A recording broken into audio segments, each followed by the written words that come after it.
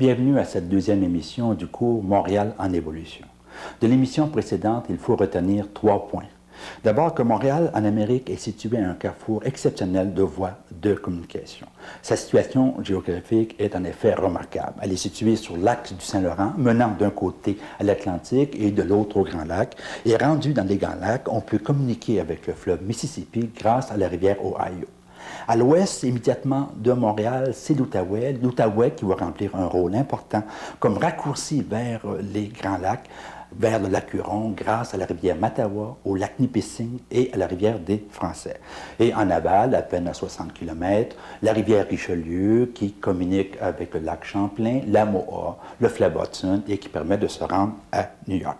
Alors retenez que pour les aborigènes, Montréal, c'est Tiohtià:ke, ça veut dire l'île entre les rapides. Montréal, c'est un lieu de transition, un lieu d'entrepôt, et ceci va marquer sa destinée d'une façon exceptionnelle.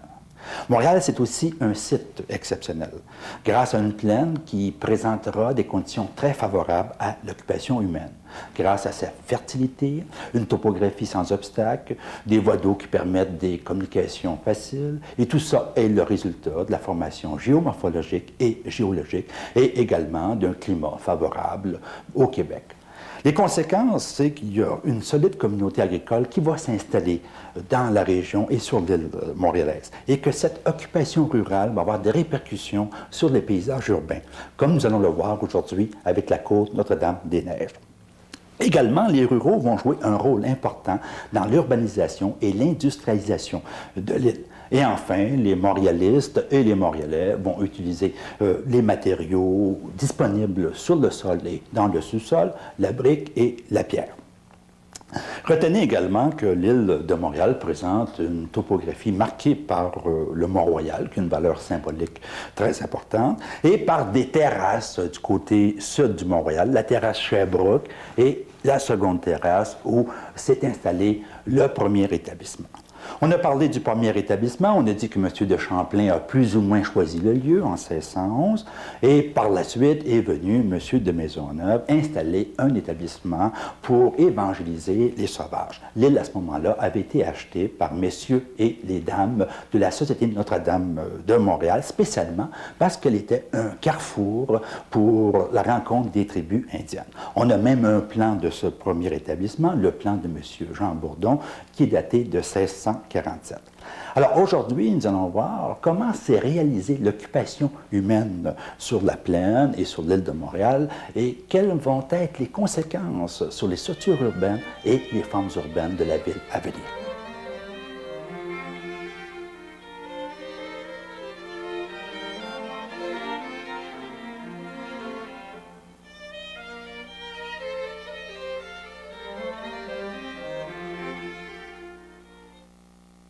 Lors de la fondation de Montréal, la région a été parcourue par des tribus amérindiennes venant aussi bien des Grands Lacs que du sud dans la région de New York. Notamment les Agniers, les Mohawks, un groupe des Iroquois, qui venaient chasser aussi bien le gibier animal que le gibier humain. En effet, ils interceptaient les convois de fourrures qui descendaient de la Huronie pour amener les fourrures vers les Français à Québec. Les Agniers et les Iroquois en général tentaient de devenir les intermédiaires dans la traite de la fourrure et, appuyés par les Hollandais établis à Orange, Albany, New York aujourd'hui, et ensuite par les Anglais, ils menaient la guerre à toutes les tribus alliées des Français. Montréal étant situé à un carrefour important sur la route qui descendait de l'ouest, était toujours menacé par les Iroquois. Et pendant les 60 premières années de son existence, jusqu'à la Grande Paix de 1701, Montréal était souvent la cible d'attaques iroquoises. Le commerce des fourrures constitue la principale ressource économique du continent.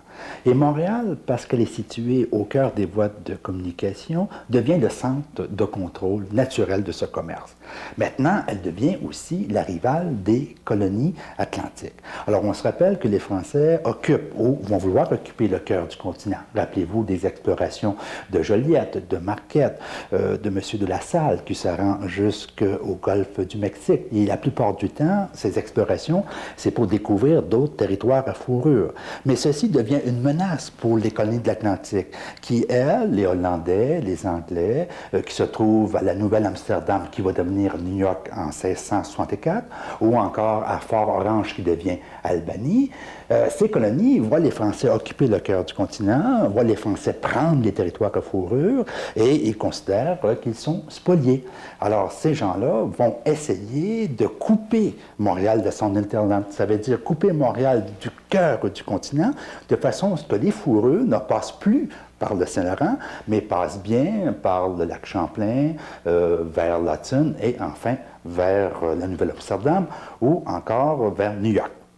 Alors, les Indiens vont jouer un rôle très important dans le commerce des fourrures. D'abord, ils sont devenus des alliés indispensables. Pourquoi? Parce qu'ils sont des natifs.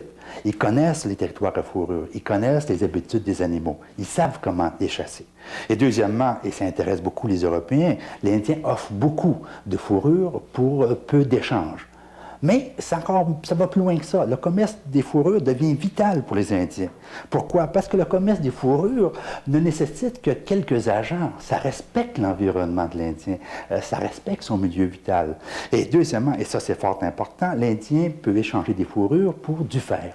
Parce que nos aborigènes ne connaissaient pas le fer. Ils faisaient des instruments, des outils, des armes avec du bois, des os, de la pierre, à l'occasion du cuivre. Mais les Européens, pour eux, sont les gens de fer qui apportent un matériel dur qui permet de décupler leur énergie et leur habileté et qui va changer complètement leur mode de vie.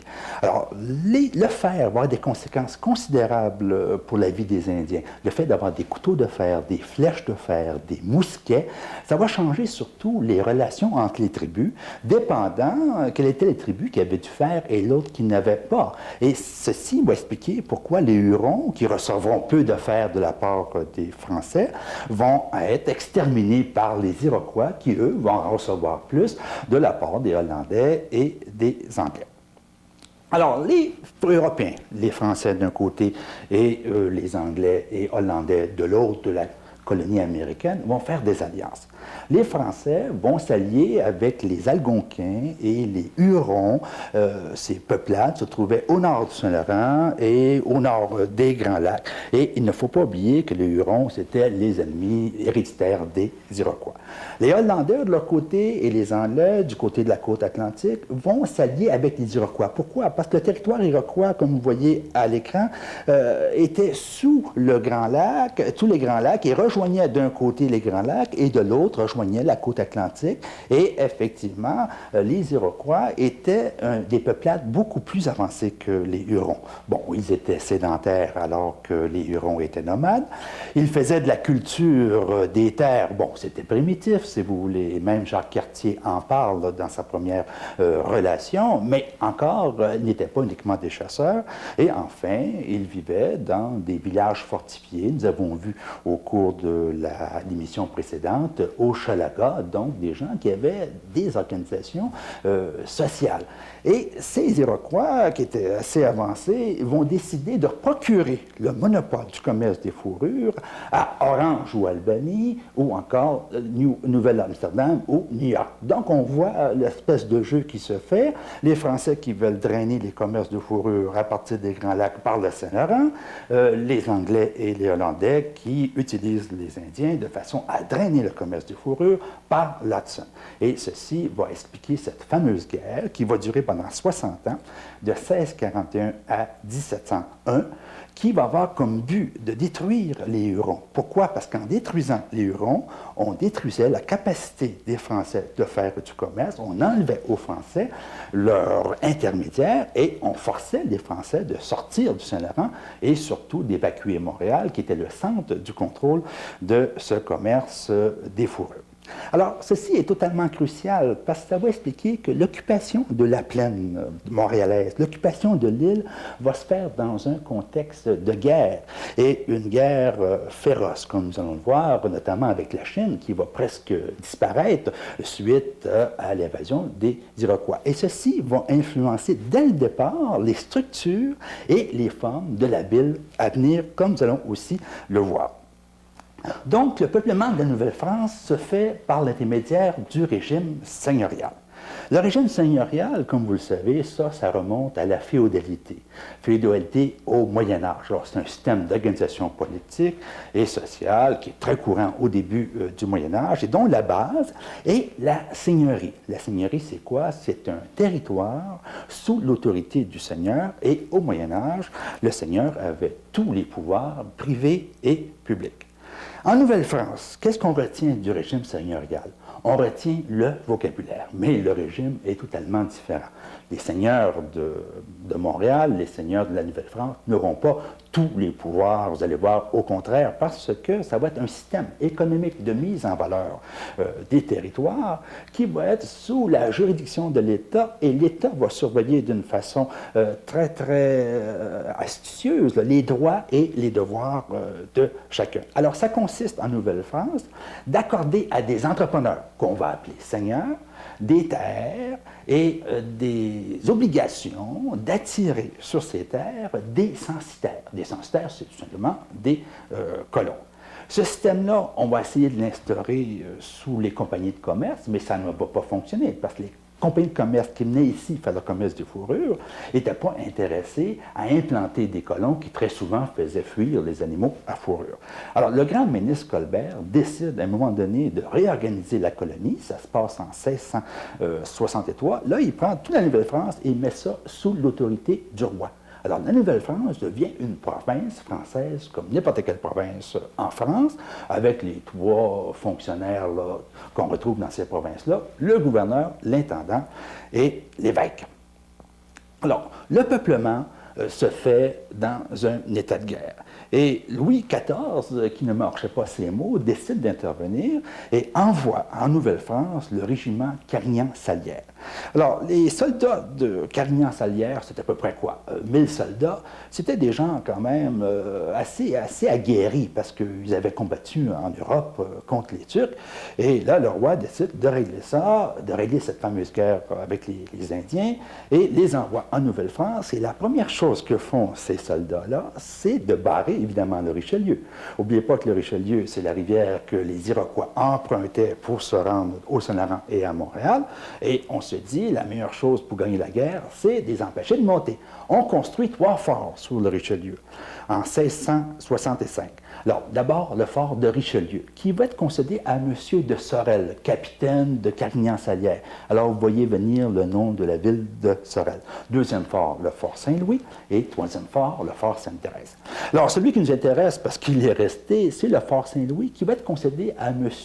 de Chambly, capitaine et officier du régiment Carignan-Salière, et qui va s'appeler le fort de Chambly, qui va être reconstruit en 1709-1711 par Josué Boisberthelot de Beaucourt, un ingénieur en chef de la Nouvelle-France et qui sera même gouverneur de Montréal.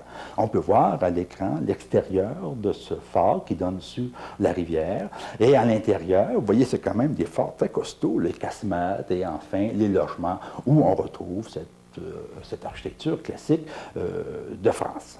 Le premier intendant qui est nommé pour s'occuper de la Nouvelle-France, c'est heureusement Jean-Baptiste Talon, nommé en 1665 et reconnu comme le meilleur intendant que nous avons eu. Alors, Talon, lui, essaie de concocter un plan pour régler ce problème de l'occupation du sol, surtout dans la région montréalaise, durant cette période de guerre. Et il convainc son roi, Louis XIV, de donner les terres aux officiers, aux militaires, en espérant que les officiers vont retenir les soldats.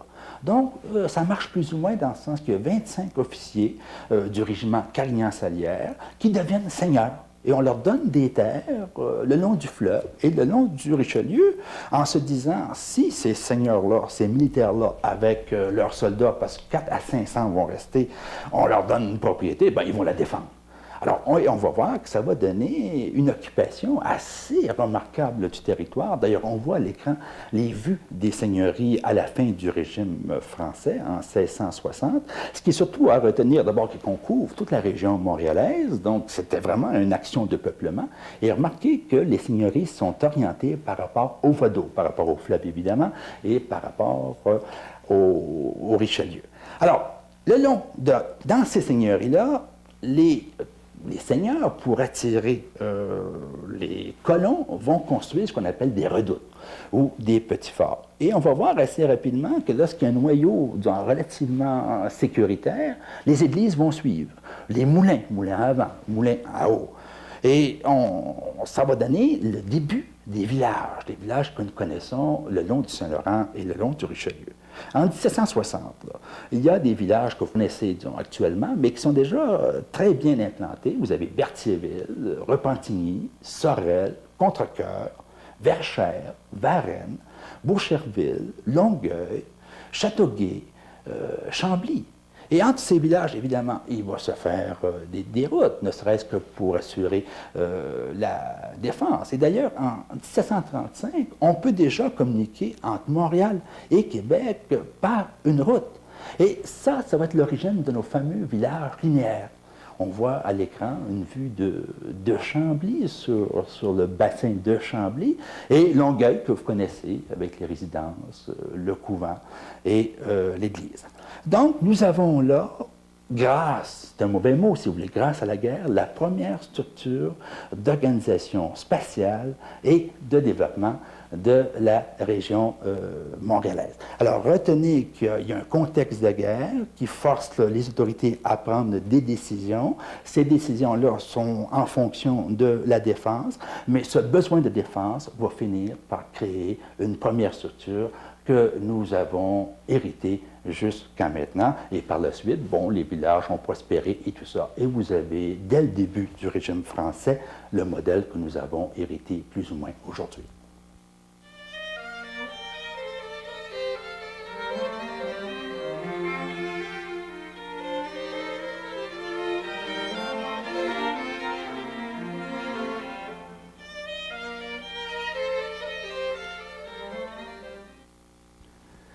Les messieurs et dames de la Société Notre-Dame de Montréal ne pourront pas s'occuper très longtemps, pour diverses raisons, de l'île de Montréal, et celle-ci va être cédée en seigneurie en 1663 aux messieurs du séminaire de Saint-Sulpice de Paris. Ces messieurs du séminaire de Saint-Sulpice de Paris vont se rendre compte immédiatement que, dans ce contexte de guerre, l'île est très difficile à défendre. Elle a 58 km de long, 11 km dans sa plus grande largeur, donc c'est un territoire immense.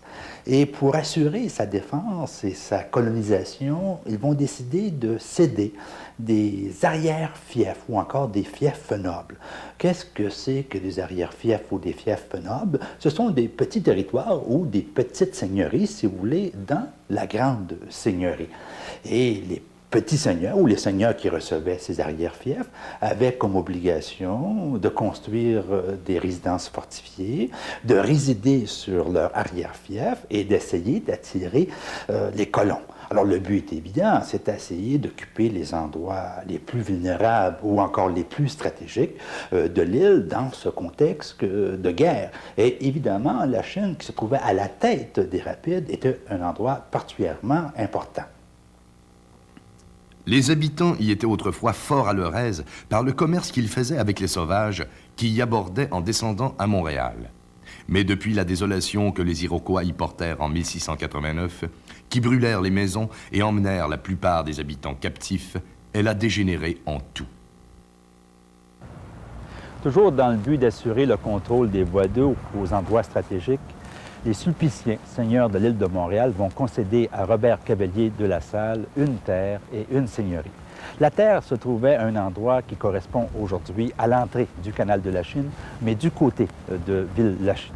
La seigneurie était adjacente à la terre et s'étendait vers l'est jusqu'à la tête des Rapides, ce qui correspond aujourd'hui au territoire de Ville-la-Salle. Cavelier de la Salle fait construire une résidence sur sa terre et fonde officiellement la Chine en 1667. Mais à l'époque, le nom de la Chine n'existe pas. Cavelier de la Salle a nommé ses terres Côte-Saint-Sulpice, probablement pour remercier les Sulpiciens de cette concession, d'autant plus qu'il y a un frère qui est membre des Sulpiciens à Ville-Marie. Le nom de la Chine provient du fait que Cavelier de la Salle, qui était un grand explorateur et qui permit à la France d'élargir son empire jusqu'à l'embouchure du Mississippi, était obsédé par l'idée de trouver le fameux passage vers la Chine. Et les habitants de Ville-Marie, un peu par dérision, avaient surnommé sa seigneurie la Chine. Alors, la Chine connaît une histoire qui est sans commune mesure avec ce qu'elle est devenue aujourd'hui, une belle petite ville coquette. Après avoir presque disparu en 1689 dans le fameux massacre de la Chine, où 200 habitants furent tués, une centaine amenés en captivité, elle fut par la suite un endroit très fortifié. Plus tard, elle devint un centre de commerce de fourrure dans le cadre des activités de la Compagnie du Nord-Ouest. Elle servit aussi de base de ravitaillement pour l'exploration dans la région des Grands Lacs. Et enfin, lorsqu'on ouvrit ce canal et qu'apparut le chemin de fer, elle devint une petite ville industrielle très prospère. Un autre endroit stratégique et vulnérable était le bas de l'île, l'endroit où l'île de Montréal pénètre dans le Saint-Laurent qui se divise d'un côté en fleuve Saint-Laurent et de l'autre en rivière des Prairies. Les seigneurs de l'île de Montréal vont concéder là, du côté de ce qu'on reconnaît aujourd'hui comme Pointe-aux-Trembles, un arrière-fief le 28 juillet 1671. Un fort en bois va être construit sur ce territoire en 1675, un moulin à vent en 1677 et une église en 1678. Alors on voit, il y a d'abord un fort, le moulin et ensuite l'église, donc un début de noyau d'organisation sociale. Le 7 décembre de la même année, donc 1671, les seigneurs vont concéder deux arrière-fiefs, mais de l'autre côté, du côté de la rivière des Prairies. C'est le même processus. D'abord, une redoute et un moulin sont construits en 1688 et l'église va suivre quelques années plus tard. En 1671, les seigneurs vont concéder un arrière-fief dans un territoire qui est connu aujourd'hui comme la municipalité de Verdun. Du côté ouest, c'était quand même aussi très stratégique parce que l'Outaouais coule, tombe dans le lac de Deux-Montagnes et vient en contact avec l'ouest de l'île de Montréal. Et c'est par l'Outaouais que descendaient les Indiens avec les fourrures. Et Dollier de Casson, à titre de seigneur de Montréal, et il est en même temps le directeur du séminaire de Saint-Sulpice de Montréal, décide en 1672 de concéder 4 arrière-fiefs de ce côté de l'île où s'est développé par la suite les villages de Sainte-Ville et de Sainte-Anne-de-Bellevue. Une redoute en bois est construite en 1683, une chapelle en 86 et même un fort de pierre en 1692. Et il existe encore des ruines de ce fort de pierre du côté de Sainte-Anne-de-Bellevue. Alors, vous voyez à l'écran une carte des arrière-fiefs, mais comme les arrière-fiefs étaient des terres relativement petites par rapport à l'échelle de l'île, ces arrière-fiefs ne sont indiqués qu'une façon très, très grossière. On peut dire que les arrière-fiefs n'ont pas nécessairement orienté le développement de l'occupation humaine sur l'île, parce qu'il était normal que cette occupation se fasse d'abord à partir des berges et du littoral. Mais on peut dire que les arrière-fiefs, parce qu'ils assuraient la sécurité des colons, ont rendu ce développement, ce peuplement possible. Et les fondations des paroisses viennent confirmer que ces premiers lieux sécuritaires vont permettre de créer des villages de plus en plus populeux. Alors, la première paroisse fondée, c'est Montréal, fondée en même temps que Montréal elle-même en 1642. C'est une immense paroisse qui occupe une grande partie du centre de l'île et il va falloir attendre jusqu'en 1823 avant qu'elle soit redécoupée. Et ceci va expliquer pourquoi l'église Notre-Dame va être tellement vaste. On reviendra de toute façon sur l'église Notre-Dame. La deuxième paroisse, après Montréal, celle qui est fondée, là, c'est les Saints-Enfants Jésus de Pointe-aux-Trembles en 1674. Alors, vous voyez, ça suit là, de très, très près la création des fiefs nobles ou des arrière-fiefs. Suit comme troisième paroisse les Saints-Anges de la Chine en 1676, puis Sainte-Anne du bout de l'île en 1703, Saint-Joachim de Pointe-Claire en 1713, et on peut voir à l'écran l'église actuelle de Pointe-Claire qui est construite en 1882-1884 par le grand architecte québécois Victor Bourgeot, aidé de l'architecte Le Prohon. Saint-Laurent, la paroisse de Saint-Laurent est fondée en 1720. Saint-François d'Assise de Longue-Pointe en 1722.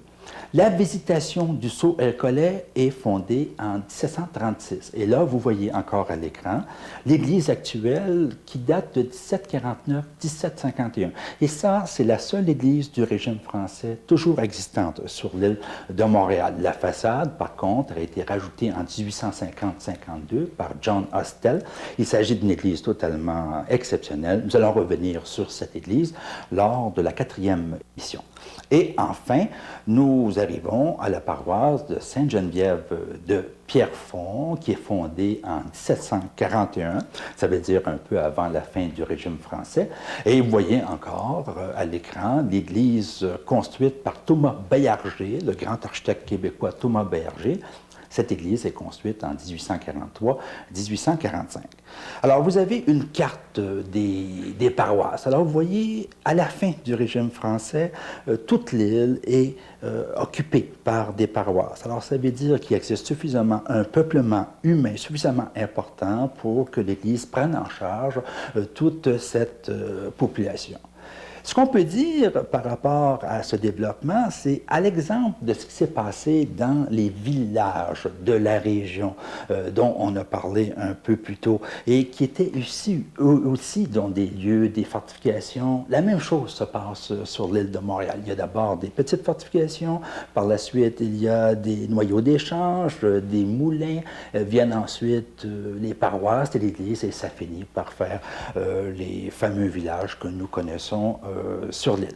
Alors, en 1760, Pointe-aux-Trembles est considéré comme un village assez peuplé, bien compact, donc c'est un bon endroit pour vivre. En 1815, la Chine est considérée comme le village le plus populeux de l'île de Montréal, après évidemment la ville de Montréal. Et en même temps, Pointe-Claire a à peu près une centaine de résidences. En 1830, Joseph Bouchette, qui est l'arpenteur général du Bas-Canada, va écrire dans son dictionnaire topographique de la province que Saint-Laurent, Sainte-Geneviève, le Sault au Récollet, la rivière des Prairies, constituent des villages bien construits et bien organisés. Alors, vous voyez, en 1815, quand même, c'est quelques temps après le régime français, et vous avez déjà là des noyaux humains très importants sur l'île de Montréal. Le premier réseau routier va se constituer un peu comme le réseau routier s'est fait dans la région. Ça veut dire quoi? Ça veut dire entre les redoutes et les forts va se créer des chemins, ne serait-ce que pour assurer des meilleures défenses. Et le fait que ces redoutes et ces forts vont devenir des noyaux de villages, vont devenir des noyaux de paroisses, va venir renforcer la nécessité d'avoir des chemins, d'avoir un réseau. Alors, en 1760, le chemin de ceinture de l'île est plus ou moins complet et on va voir qu'il ne changera pas tellement par rapport à ce que nous connaissons aujourd'hui. Et ça va aller plus loin. Montréal va être directement relié à la Chine, non pas par le chemin qui suit la berge, mais directement par les terres reliées à la Chine. Montréal va être directement relié à Saint-Laurent, non pas par la berge, parce qu'il n'y a pas de berge, mais directement par les terres. Et même plus loin, Montréal va être directement relié au Sault-Récollet. Ça veut dire, avant même la fin du régime français, les personnes pouvaient traverser l'île complètement par des chemins. Alors, qu'est-ce qu'on peut dire en conclusion? On peut dire, autant que pour la grande région, le contexte de guerre qui va durer de 1641 jusqu'en 1701 va créer la conjoncture qui va amener la structure de ces établissements de forts, de fortins, par la suite de villages. Le même contexte va jouer concernant la structuration du peuplement, concernant l'orientation des formes de la ville à venir pour l'île de Montréal, qui est devenue par la suite, comme vous le savez, la communauté urbaine de Montréal.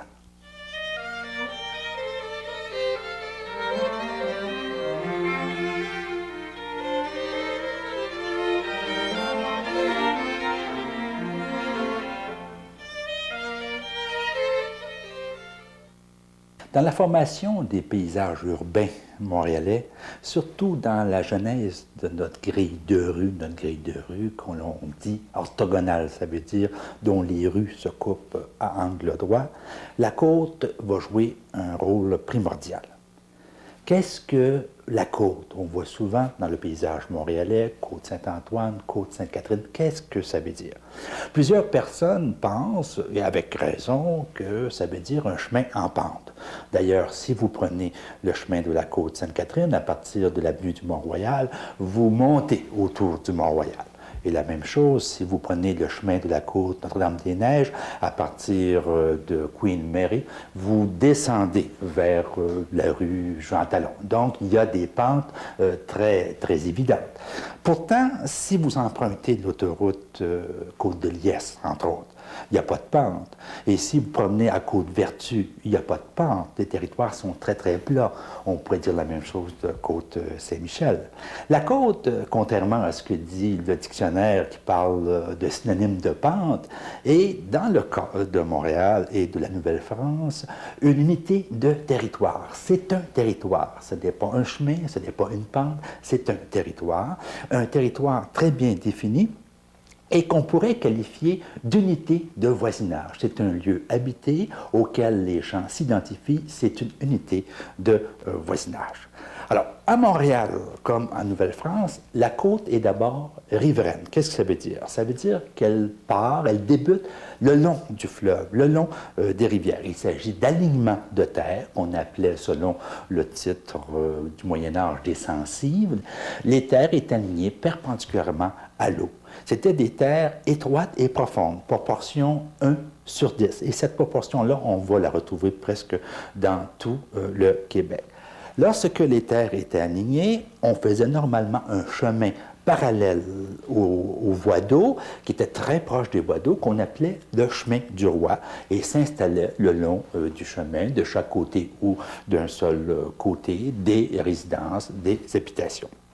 Et lorsque ce premier territoire était complet, ça faisait une côte, et par la suite, on répétait à l'intérieur une deuxième côte, une troisième côte, une quatrième côte, et le chemin qui reliait les chemins du roi des côtes s'appelait une montée. À l'intérieur, on pouvait parler de côte simple ou de côte double. Une côte simple, ça veut dire qu'il y avait le chemin avec des résidences et des terres uniquement d'un seul côté.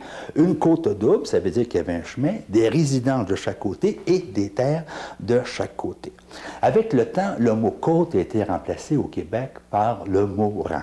Alors, côte ou rang, c'est sensiblement la même chose. Ça veut dire une unité de territoire élémentaire, une unité de cohésion sociale, une unité de voisinage. Il y a chez les gens de la côte ou le rang un sens d'appartenance à un territoire identifié, un sens de communauté humaine très importante. D'ailleurs, si vous lisez sur le Québec ancien, le rang joue un rôle très important. Vous savez que le premier rang, celui qui possédait la paroisse, l'église, les notables, c'était le rang prestigieux. Et lorsqu'il y avait des méfaits, on disait, bah, ça se comprend, c'est des gens du 3e, 4e, 5e rang. Donc, il y a toute une sociologie du rang québécois qui va exister à Montréal, une sociologie des côtes. Quels étaient les avantages de ce modèle de côte? Ben, si vous vous replacez dans la première colonisation, alors qu'on a à défricher, alors que c'est un contexte de guerre, c'est quand même un système très facile à établir. On n'a qu'à marcher un certain nombre de pas pour subdiviser les terres. Évidemment, avec le temps, on va devenir plus sophistiqué, il va y avoir des mesures. Mais au début, ça se fait d'une façon aussi facile que de marcher et de subdiviser. Deuxièmement, parce que les terres étaient très étroites, elles donnaient à plusieurs personnes accès à l'eau. L'eau pour communiquer, mais l'eau aussi pour s'approvisionner. On ne peut pas oublier que l'eau, le Saint-Laurent, les rivières, c'était rempli de poissons. Du moins, à l'époque, ce n'était pas pollué comme ce l'est aujourd'hui. Et même phénomène pour la route. Il y avait beaucoup de gens qui avaient accès aux routes. Troisième avantage, le coude à coude, le phénomène du premier voisin. Dans un pays en guerre, le fait d'avoir un voisin de chaque côté était quand même un élément de sécurité pour se défendre. Mais aussi se défendre contre le climat. imaginez-vous, de communiquer dans ce pays durant les premiers temps de la colonie avec l'hiver. Les gens avaient à déblayer. Et si chacun déblayait la largeur de sa terre, il assurait assez rapidement des communications possibles dans ces fameux villages linéaires. Et on dit d'ailleurs que dès la fin du régime français, on pouvait envoyer l'hiver une lettre à Québec qui prenait 4 jours entre Montréal et Québec, donc sensiblement le même temps qu'aujourd'hui. Alors ça veut dire que ce système-là fonctionnait d'une façon assez efficace. Un autre avantage, comme les terres étaient étroites mais très profondes, ça permettait de laisser le bout de la terre en bois debout. On disait en bois debout, ça veut dire qu'on conservait les boisés, ce qui offrait des matériaux de construction et ce qui offrait du bois pour le chauffage. Alors, la côte riveraine va présenter aussi un dernier avantage, c'est que sa subdivision vient couper à travers plusieurs types de sols différents. Lorsqu'on parle du début de la colonie, on parle d'une économie de subsistance et ça veut dire qu'on pouvait espérer produire divers types de végétaux à partir d'une même terre. Alors on voit que c'est un système très simple, quand même très bien adapté aux situations du début de la colonie. À Montréal, dès le départ, il va y avoir plusieurs côtes qui vont être établies comme des territoires autonomes, sans lien entre elles. On a un fameux plan terrier qui date du mois d'octobre 1702 et qu'on peut difficilement vous montrer à l'écran parce que la télévision ne donne pas la définition voulue, où on voit le cas de Notre-Dame-des-Vertus, Notre-Dame-de-Liesse, Côte-Saint-Laurent, Saint-Michel, Côte-Notre-Dame-des-Neiges, Côte-Sainte-Catherine, qui sont toutes des côtes autonomes séparées par des boisés. Ça veut dire qu'il y avait là un territoire vraiment autonome où les gens s'identifiaient et où ils résidaient comme une communauté homogène. Et un des beaux cas, c'est le cas de Côte-Saint-Antoine.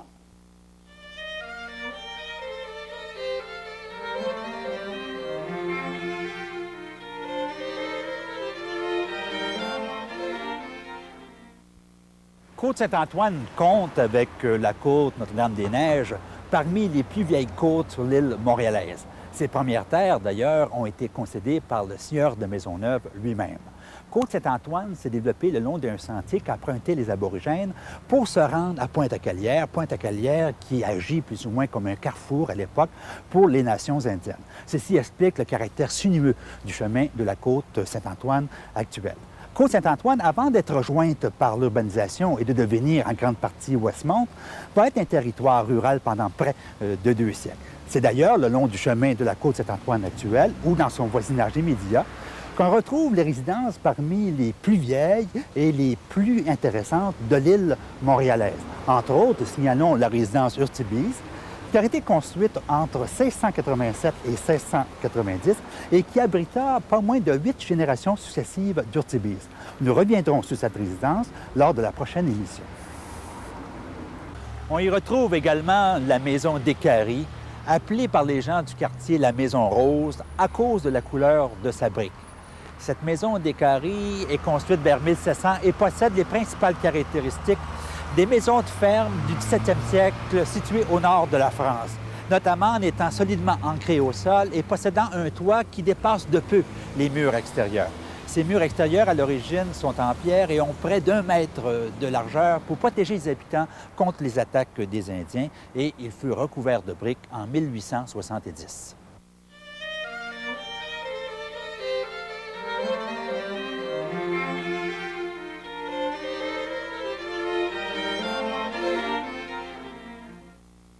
Enfin, un peu à l'écart du chemin de la Côte-Saint-Antoine, signalons une autre résidence rurale qu'a fait construire un membre de la famille Descaries. Il s'agit de Joseph Descaries. Comme on le sait, la famille Descaries fut très présente à la Côte-Saint-Antoine pendant près de 3 siècles et a notamment laissé son nom au boulevard et à l'autoroute Descaries. Cette magnifique maison Descaries est construite en 1869 en un style prestigieux pour une maison rurale. Il s'agit du style Second Empire. Nous reparlerons des caractéristiques du style Second Empire lorsque nous aborderons la question de l'architecture victorienne à Montréal.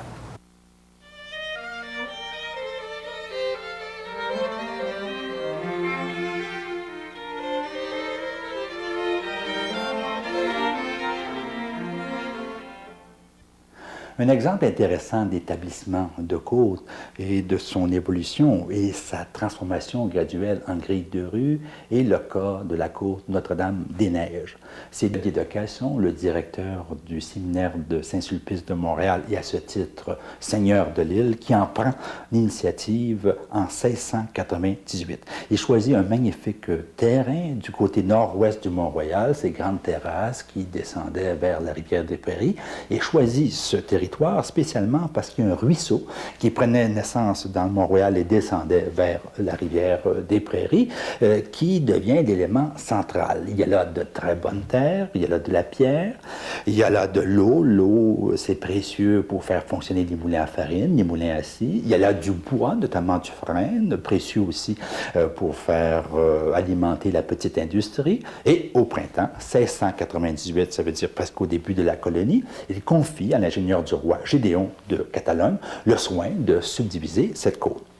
Alors, M. de Catalogne prend le ruisseau comme axe central et va délimiter d'un côté 21 terres perpendiculaires à ce ruisseau et de l'autre 16 terres perpendiculaires à ce ruisseau.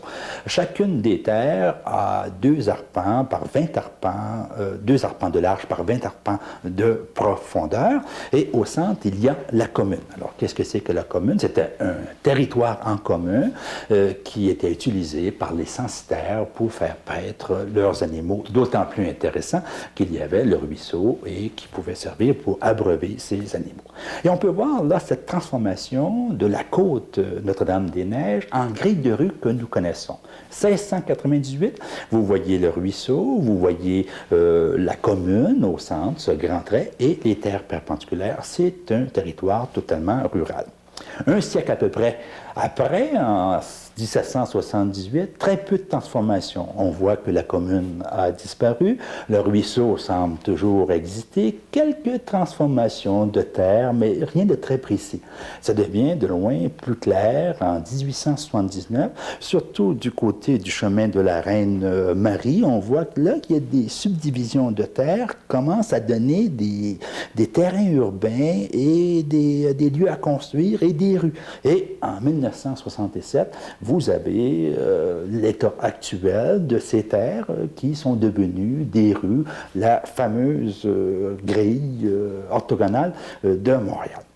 Important de comprendre, c'est Côte-des-Neiges, c'est une unité autonome et homogène. Et on voit que la côte va d'abord s'adapter à la topographie et on voit que dans le cas de Côte-des-Neiges, l'orientation des terres était différente de l'orientation qu'on avait pour les côtes riveraines le long du fleuve et le long des rivières, comme la rivière des Prairies, tout simplement parce que c'est le ruisseau qui avait servi de point de départ pour organiser, aligner ces terres. Et Côte-des-Neiges va évoluer avec une cohésion sociale très, très forte, tout simplement parce qu'elle va être protégée de l'urbanisation par le Mont-Royal. Le Mont-Royal va servir un peu comme bouclier, et pendant que tout le reste de la ville, bon, autant Hochelaga-Maisonneuve, autant du côté de la Chine, ça va être des quartiers industriels très, très prolétaires. Côte-des-Neiges va rester une espèce de village rural protégé par le Mont-Royal, et ses habitants vont se spécialiser dans l'industrie du cuir. Bon, des tanneurs, des corroyeurs. Elle va même porter Côte-des-Neiges le nom du village des tanneurs jusqu'au début du siècle. Aujourd'hui, c'est quand même un lieu qui a encore beaucoup de caractère et c'est dû à ce phénomène d'évolution parce que, étant donné que le village s'est transformé que très lentement, il y a eu des grandes terres qui ont été conservées et c'est là que se sont installés, comme vous le savez, à la fois l'Université de Montréal, à la fois des hôpitaux comme l'hôpital Sainte-Justine.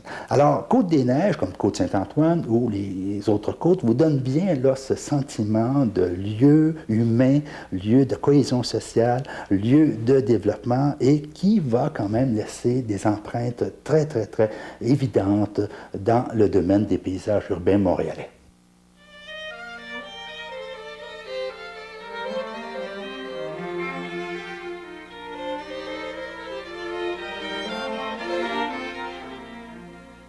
Comme nous l'avons vu au cours de cette émission, l'organisation spatiale, territoriale de la Seigneurie de Montréal va s'orienter dès le début de la colonie selon 2 formes fondamentales d'habitat. D'abord, une forme agglomérée ou groupée, et ensuite une forme desserrée. La forme agglomérée ou regroupée, ces villes-maries, ce sont les premiers noyaux d'organisation sociale autour des fortins, avec les moulins, avec les églises qui apparaissent et qui finissent par faire des paroisses et qui vont évoluer vers les villages que nous connaissons autour de l'île et au centre de l'île. Les villages, je les rappelle, c'est Longue-Pointe, c'est Pointe-aux-Trembles, Rivière-des-Prairies, Sault-Récollet, Sainte-Geneviève, Sainte-Anne-de-Bellevue, Pointe-Claire, Lachine et Saint-Laurent. De son côté, la forme desserrée, c'est la côte comme modèle élémentaire et assez unique d'organisation spatiale, territoriale du milieu rural. Comme on l'a vu, il y a des routes qui vont s'établir entre ces petits fortins, entre ces débuts de village et par la suite entre ces villages, entre ces centres de paroisse. Et ceci va donner le réseau primaire de circulation de l'île. Les chemins du roi des côtes intérieures et les liens que ces côtes vont avoir avec le réseau primaire vont constituer le réseau secondaire. Et on va avoir assez rapidement un réseau, deux réseaux bien intégrés pour former un système organisé et équilibré dont témoigne une carte comme celle de M. Jobin en 1834. Si on fait des comparaisons avec ce qui se passe aujourd'hui, bon, le chemin de ceinture n'a pas tellement changé depuis le début de la colonie. Il s'est beaucoup amélioré. On a nivelé des pentes, on l'a élargi, mais c'est à peu près le même tracé. Notre boulevard métropolitain, vous savez, c'est la première autoroute urbaine à Montréal. Vous ne serez pas surpris ou surprise d'apprendre qu'elle se superpose, cette autoroute, sur les anciens chemins du roi. L'ancien chemin de la côte Saint-Léonard, l'ancien chemin du roi de la côte Saint-Michel, l'ancien chemin du roi de la côte Saint-Laurent. Lorsque vous vous rendez à l'aéroport de Dorval, vous passez par le chemin de Côte-de-Liesse. Vous passez exactement à l'endroit où se trouvait le chemin de Côte-de-Liesse au début de la colonie. Et Côte-de-Liesse existe déjà sur le territoire, sur le plan terrier de 1702. Alors, vous voyez, l'histoire se perpétue jusqu'à nous. On pourrait faire de nombreuses autres comparaisons. Le but n'est pas de faire des comparaisons, le but n'est pas de décider quel nombre de chemins sont les mêmes, mais bien de montrer qu'on va partir d'une structure rurale pour aboutir à une structure urbaine, celle que nous connaissons maintenant. Cet équilibre entre l'habitat groupé et l'habitat desserré va être rompu avec l'urbanisation à partir de la seconde moitié du 19e siècle. Aujourd'hui, et personnellement, je constate que c'est une tragédie, la plupart de ces villages autonomes, ces villages qui avaient du caractère, qui avaient un cœur, qui étaient des lieux vraiment très humains, ont été engloutis par la marée urbaine. Seuls les villages de Rivière-des-Prairies, Sault-Récollet, Sainte-Geneviève, Sainte-Anne-de-Bellevue et Lachine ont conservé un peu de caractère. Et dans le cas de Lachine, c'est dû au maire Descaries, un des derniers descendants de cette grande famille des Descaries. Comme nous l'avons vu avec le cas de Côte-des-Neiges, la grille orthogonale typique de Montréal est issue de cette structure rurale du premier temps de la colonie. Et si on pouvait superposer cette grille orthogonale que nous connaissons aujourd'hui sur des cartes comme celle de M. Riel, façonnée en 1890 et 1904, on s'apercevrait qu'il y a très peu de différence entre notre grille et la structure rurale existante à cette époque-là. Malheureusement, on ne peut pas présenter ces cartes à la télévision. Vous allez les retrouver ainsi que le plan terrier de 1702 dans votre guide pédagogique. Donc, la côte, qui a été un élément stabilisateur du domaine rural, devient un élément d'uniformisation du domaine urbain. Mais faites attention, notre grille n'est pas faite que de rues régulières. Vous avez des rues qui sont irrégulières. Pensez au chemin de Côte-Sainte-Catherine qui contourne le Mont-Royal. Pensez à la côte Saint-Antoine qui suivait un ancien chemin des Indiens et qui est très sinueuse, cette route. Pensez au chemin de Côte-Saint-Luc. Ce sont toutes des rues qui n'ont rien de régulier. Et on voit que notre héritage est à la fois la régularité et l'irrégularité. Et ça, c'est dû à quoi? C'est pas un plan préconçu. C'est dû tout simplement à un héritage de structures rurales qui ont été transformées en structures urbaines. Si on essaie de faire une théorie en disant quelle sorte de modèle de plan avons-nous à Montréal, on retient normalement 3 modèles principaux d'organisation spatiale et physique des villes. Le modèle symbolique, le modèle mécanique et le modèle organique. Chacun des modèles a ses particularités, ses arrangements spatiaux. Chacun présente une façon d'organiser une ville. Le modèle symbolique va viser l'intégration dans un ordre cosmique, ou encore la reproduction d'un ordre idéal, ou encore, et je dirais le plus souvent, la mise en valeur d'un pouvoir religieux ou temporel. C'est un modèle, le modèle symbolique va être développé beaucoup durant la Renaissance et durant la période baroque. On vous présente un exemple qui est très connu, l'exemple de Palma Nova. Alors, Palma Nova est une ville qui est fondée en 1593 par les Vénitiens dans le but de protéger l'empire terrestre de Venise. Alors, remarquez toutes ces routes rayonnantes vers un monument central, c'est très révélateur du modèle symbolique. Sur le continent nord-américain, on pourrait vous donner Washington comme exemple de modèle symbolique. Évidemment, Washington a une grille orthogonale, mais sur laquelle est superposée de très grandes artères. Et rappelez-vous, le Capitole avec la Maison-Blanche. Donc là, il y a une volonté préétablie de mettre en valeur les pouvoirs aux États-Unis. Même à Montréal, nous avons eu un modèle symbolique dans le cas de la ville Mont-Royal. Ville Mont-Royal qui est planifiée par M. Frédéric Todd, on verra ça un peu plus tard dans le cours, et où il y a 2 grandes artères qui se coupent, et on voulait mettre au centre une gare. Donc, on mettait en valeur une gare. C'est un modèle préconçu, un modèle symbolique.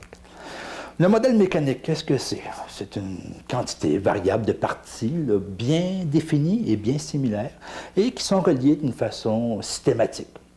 Il n'y a pas de signification préétablie dans un modèle mécanique. Et la somme des parties d'un modèle mécanique n'est pas plus significative que quelques-unes des parties. Je prends un exemple. Ce n'est pas parce que vous avez un peu plus de rues à Manhattan que c'est plus significatif que Manhattan telle qu'elle est actuellement, cette ville de Manhattan ou de New York. Donc, le modèle mécanique, et le meilleur exemple, c'est la grille orthogonale, est un modèle neutre. L'exemple le plus retenu, c'est toujours le plan des commissaires de 1811 pour Manhattan. En 1811, vous savez que New York avait commencé sur l'île de Manhattan de façon plus ou moins régulière. En 1811, on nomme des commissaires qui ont pour but de planifier le reste de l'île de Manhattan. Et là, les commissaires décident de faire un plan en damier. Et c'est intéressant d'observer les raisons. Alors, ils vont dire la cité, c'est avant tout pour des gens. Les gens vont vivre dans des habitations. Et pour nous, les habitations, une bonne habitation, c'est beaucoup plus facile de la construire à angle droit. Et c'est beaucoup plus facile de vivre dans une habitation si les murs sont droits. Donc, c'est convenable. Donc, voici ce qui est bon pour Manhattan. Alors, vous voyez, on est très loin des objectifs d'un modèle symbolique. Ce sont des objectifs d'efficacité. Les meilleurs exemples, ça se trouve en Amérique du Nord. Prenons juste l'exemple canadien. Toronto, Calgary, Edmonton, Vancouver, ce sont des modèles mécaniques. Et c'était peut-être les modèles les plus appropriés dans un pays de colonisation parce que c'était des modèles, ce sont toujours des modèles très efficaces. Troisième modèle, le modèle organique. Lorsqu'on parle d'organique, on parle d'organisme, on parle d'organisme vivant. Encore là, il n'y a pas de plan préétabli parce qu'un organisme vivant, ça évolue selon les besoins et les contraintes. Et le modèle organique va évoluer vers un équilibre toujours instable entre les contraintes et les besoins. Presque, on ne dirait pas tous, mais beaucoup de plans de villes du Moyen-Âge sont des modèles organiques, dont des petites villes qui commencent à se développer tranquillement et qui finissent par présenter des plans qui sont toujours différents les uns des autres. Et même, en Amérique du Nord, on a un exemple, je ne dirais pas juste un, mais un qui est peut-être plus évident. Il s'agit de Boston. Boston, on a dit de Boston d'ailleurs que le plan de Boston aurait été tracé, façonné au départ par des animaux qui allaient paître dans les champs. Là, vous voyez à peu près ce que ça veut dire un modèle organique. Alors, dans le cas de Montréal, ce qui est assez fascinant, c'est que nous avons la combinaison des 2 modèles organiques et mécaniques. On dit souvent que Montréal, c'est un modèle mécanique, c'est une ville américaine. Évidemment, il y a quelque chose de neutre dans notre grille orthogonale, comme c'était relativement neutre à l'intérieur des côtes. Mais sauf que Montréal, ce n'est pas uniquement une grille régulière. Montréal, ce sont des blocs. Ce sont ces fameuses côtes. Et là, on a un modèle organique, parce que dès le début, en 1702, on voit qu'on avait organisé les côtes d'une façon indépendante les unes des autres, dépendante des besoins, dépendant de la topographie, et ces côtes-là s'adaptaient à la topographie et s'adaptaient au lieu. Bon, côte Sainte-Catherine qui contourne le Mont-Royal, côte des Neiges. Donc, Montréal, ce qu'il faut retenir, Montréal n'est pas une colonisation là, sur un modèle neutre, d'une façon systématique. Montréal, c'est une série de blocs. Et peut-être l'ouvrage le plus intéressant à lire pour se rendre compte de ça, c'est Pignon sur rue. Les quartiers de Montréal, c'est très, très bien fait. Ça a été fait par deux urbanistes, Roger Gratton et Michel Benoît, qui ont regroupé 13 monographies sur le quartier montréalais, donc Côte-des-Neiges, donc Côte-Saint-Paul. Et dans ça, vous voyez très, très bien comment, à partir de structures rurales, vous pouvez obtenir ce phénomène de Montréal que nous connaissons aujourd'hui.